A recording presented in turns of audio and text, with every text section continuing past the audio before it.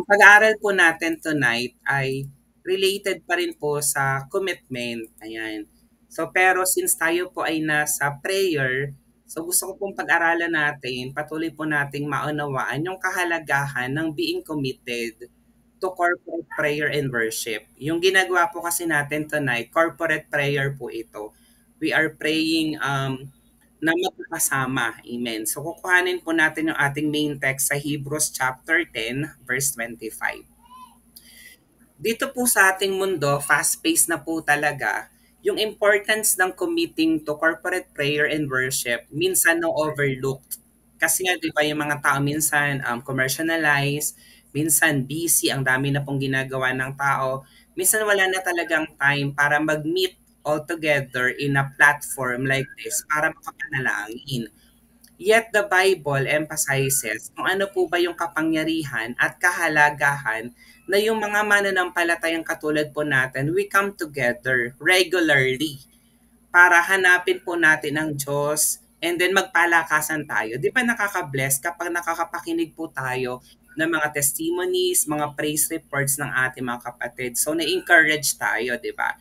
So as we look at the early church and Jesus' teachings, makikita po natin doon na meron po talagang call to gather sa pangalan ni Jesus Christ. So maganda talaga physically na nag-gather tayo, pero kung hindi man tayo available physically, pwede naman tayo mag-gather online like na ginagawa po natin.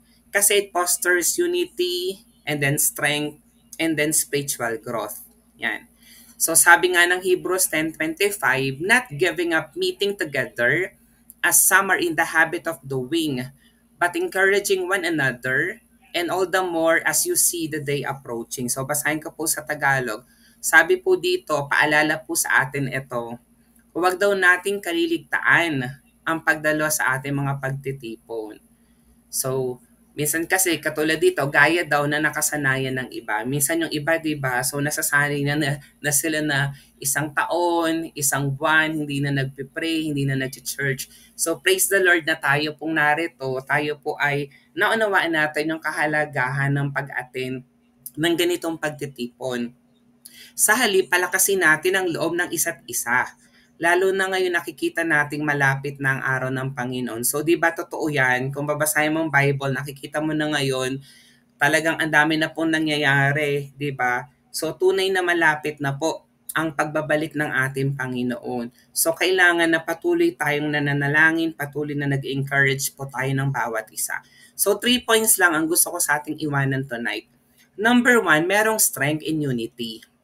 Sabi nga ng Matthew 18:20, sapagkat saan man may dalawa o tatlong nagkakatipon sa pangalan ko, naron akong kasama nila. E di ba tonight, we are about mga 9 or 10 persons attending tonight's prayer meeting. So sabi dito, yung araw dalawa or tatlo na nagkakatipon in the name of Jesus Christ, kasama na nila si Jesus Christ. So the more pa na madami tayo na sama-samang nagpupuri at sumasamba sa Panginoon. So tingnan po natin yung uling, 'di ba? So yung uling kapag inalis mo siya dun sa fire, nangyayari doon, 'di ba, nawawala na siya ng baga. Pero yung coals, yung mga uling kapag sila ay sama-sama, so they burn brightly and strongly, 'di ba? So parang ganoon din tayo. Tayo na mga mananampalataya sa Panginoon, kailangan lagi tayong on fire. Our faith is strengthened when we gather together. Yun. Kasi di ba kapag nag-iisa lang tayo, andyan yung mga pagsubok, yung mga problema, wala tayong masasandalan. We don't have someone to pray for us, di ba? Pero sa pamamagitan ng prayer and worship, sa pamamagitan ng ganitong gathering, napapalakas tayo. Yung early church in Acts chapter 2 verse 42, they experienced profound spiritual growth and unity as they devoted themselves to prayer and fellowship. Yan. So yung point number 2 natin, encouragement and support. Sabi nga ng 1 Thessalonians 5:11, dahil dito, palakasin ninyo ang loob ng isa't isa at magtulungan kayo tulad ng ginagawa ninyo ngayon. Ayan. So 'di ba, it's also a platform na we encourage one another, we support one another, andun yung ay si kuya pala, si ate pala, committed pala siya na ipag-pray ako sa sitwasyon ko right now. meron palang kapatid ko na ganito pala yung pinagdadaanan na na-overcome niya. So ako din, may ganitong same na pinagdadaanan sa boy. I know na kaya ko siyang mapagtagumpayan by God's grace. Or pareho kayo na may pinagdadaanan and then you are praying for one another, you're encouraging one another. So nagpapalakasan po tayo ng loob ng isa't isa tuwing tayo po ay nagkakaroon ng prayer meeting. Kaya napakahalaga talaga na we stay committed in this activity. Yan, ang example nito, kung maalala po natin sa Old Testament, sa Exodus chapter 17, verses 10 to 13, basahin ko po muna. Sinunod ni Joshua ang utos ni Moses at hinarap niya ang mga Amalekita. Si Moses naman kasama sina Aaron at Hur ay nagpunta sa Burol. Kapag nakataas ang mga kamay ni Moses, nananalo ang mga Israelita. Kapag nakababa, nananalo naman ang mga Amalekita. Eh di ba, parang katulad yan, halimbawa yun ay sina Pastora Loida, Pastor Mar, Pastora Remy, Pastora Gina, Pastor Obet, or kung sino man sa atin, tinataas natin ang ating kamay sa Panginoon, nagpupuri tayo sa Lord, sumasamba tayo sa Panginoon, naglilingkod tayo sa Panginoon sa gawain ng Lord sa ating kapwa. Pero di ba eventually napapagod naman tayo. Eventually nagkakasakit tayo, 'di ba? So hindi naman 100% na lagi tayong healthy. So nangyari dito sa verse 12, nangawit na si Moses. Kaya sina Aaron at Hur ay kumuha ng isang bato at pinaupo roon si Moses habang hawak nilang pataas sa mga kamay nito hanggang sa lumubog ang araw. Dahil dito'y natalo ni Joshua ang mga Amalekita. So in the same way, ganun yan. 'Di ba? Darating ang time, si Sis Vicky manghihina. Kailangan niya ng someone na ipagpe-pray siya. Si Ma'am G, ganun din. Si Brother Faith, si Pastor Mar, ako, yung bawat isa sa atin. So we need the help and support of one another para mapagtagumpayan natin yung mga battles natin in life. We need to encourage one another. Yan. So we see there the power of support, 'di ba? So nakikita natin yung kapangyarihan na we support one another. And yung prayer meeting, it is a way of supporting one another. Hindi naman kasi minsan kailangan lang na physically andun ka eh. Hindi naman minsan kailangan financially you always support. Minsan kasi prayer. Prayer is a very important tool, di ba? So when Moses' arms grew tired during the battle, Aaron and Hur held them up, ensuring victory for Israel. Likewise, in our corporate gatherings, we have the opportunity to support and encourage one another, lifting each other up in prayer and worship. At minsan tayong ginagamit ng Lord, di ba? Kasi ang dami natin sa Light of the World Church. Pero hindi naman lahat ng members natin attending prayer meeting. So we could also pray for these people na sila man din kung may mga pinagdadaanan sila sa buhay. So, ma-reach out sila ng ating panalangin na ginagawa tonight. Yung last point ko, we experience or experiencing God's power and presence. Di ba yun yung desire natin? Na kahit na may mga battles in life, sabi nga ni Brother Paulo, may pagsubok siya sa buhay, di ba? So, pero na-experience natin yung kapangyarihan ng Diyos, na-experience natin yung presensya ng Diyos. Yun nga, yung na-experience ko na ako'y nasa hospital, mas naging intimate din ako sa Lord during that time. Kasi syempre, nakakarinig ako ng mga podcast and then nakakapag-pray tayo ng mas maigi sa Panginoon. Yan. Sabi ng Gawa, chapter 4, verse 31, pagkatapos silang manalangin, nayanig ang kanilang pinagtitipunan. Silang lahat ay napuspos ng Espiritu Santo at buong tapang na nangaral ng salita ng Diyos. O tingnan nyo, di ba? Yung keyword pala, kaya naman pala minsan merong fear sa pagpangangaral ng salita ng Diyos pag preach.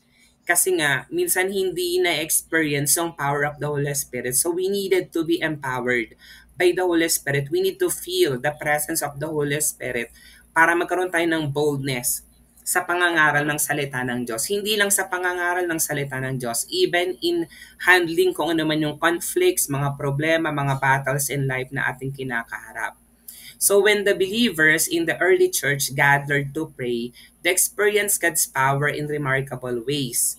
Their corporate prayers, katulad ng ginagawa natin, brought about boldness. Yun, tinan nyo yung result ng mga prayer, miracles, di ba? And a deep sense of God's presence. Yan. Similarly, when we commit to gathering together, we open ourselves to experiencing God's transformative power in our lives and community. Yung mapapanganga ka na lang, ma-amaze ka na lang na may ginagawa ang Lord pero wala ka namang effort, di ba? Pero patuloy at patuloy yung blessing ng Lord, patuloy at patuloy yung favor ng Lord kasi nga nasa atin yung kapangyarihan, nasa atin yung presensya ng ating Panginoong Heso Kristo. So sa ating conclusion, being committed to corporate prayer and worship, it is not just a routine activity. So hindi lang to activity na namin yun every Thursday so I have to be there. Pero dapat naunawaan natin na it's a vital part of our spiritual journey. 'Di ba? Remember, prayer is a foundation for our faith. So kailangan na naunawaan mo na sa journey natin as Christians, napakahalaga talaga ng pananalangin. It strengthens our faith. It provides encouragement. It allows us to experience God's presence in profound ways. And as we commit to these practices, we follow the example of the early church and Jesus' teachings, creating a thriving, spiritually vibrant community. So, paano natin siya ma-apply? Siyempre, ito practical applications, prioritize natin yung attendance. So dapat meron tayong firm commitment to attend church services and prayer meetings regularly. Kaya nga ang topic natin, commitment. So minsan busy tayo, di ba? Marami tayong ginagawa. Minsan may sakit at karamdaman tayo. Minsan wala tayo sa mood. It could happen. Pero tandaan natin ang ating presensya, yung ating participation matter greatly. Hindi lang sa lahat ng narito tonight, kundi sa ating Panginoon. Pangalawa, we have to engage fully. So we have to actively participate in worship and prayer, bringing your whole heart before God and being open to His leading. So pag sinabing buong puso, kung narito ka na sa platform na to, so iset aside mo muna, mamaya ka muna kumain, mamaya ka muna manood ng TV, mamaya ka muna maglinis ng bahay, or mag-computer, 'di ba? So ibigay natin yung ating whole time for the Lord. Yan. So we have to engage fully. Pangatlo, build relationships. So we also use these gatherings as opportunities to build deeper relationships with fellow believers, offering and receiving encouragement and support. Kaya nga meron tayong praise report.